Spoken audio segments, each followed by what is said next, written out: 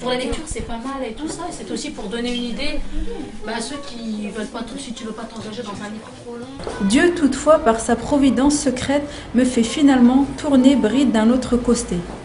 De mon côté, d'autant qu'étant d'un naturel un peu sauvage et honteux, j'ai tout ce jour aimé recueil et tranquillité.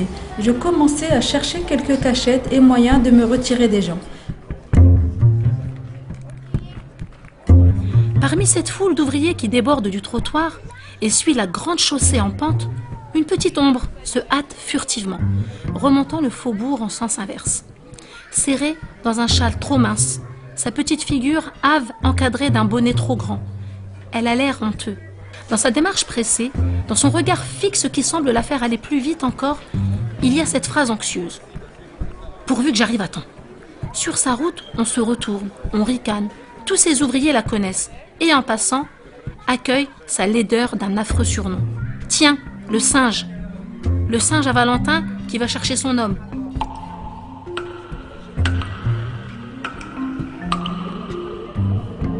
Cela n'a aucune importance. J'ai envie d'écrire.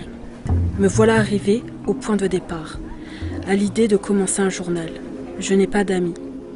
Afin d'être plus clair, je m'explique encore. Personne ne voudra croire qu'une fillette de 13 ans se trouve seule au monde. D'ailleurs, ce n'est pas tout à fait vrai. J'ai des parents que j'aime beaucoup et une sœur de 16 ans. J'ai de la famille, d'aimables oncles et tantes. Un foyer agréable? Non. Il me manque rien apparemment, sauf l'ami. Mais je désire que ce journal personnifie l'ami et cet ami s'appellera Kitty.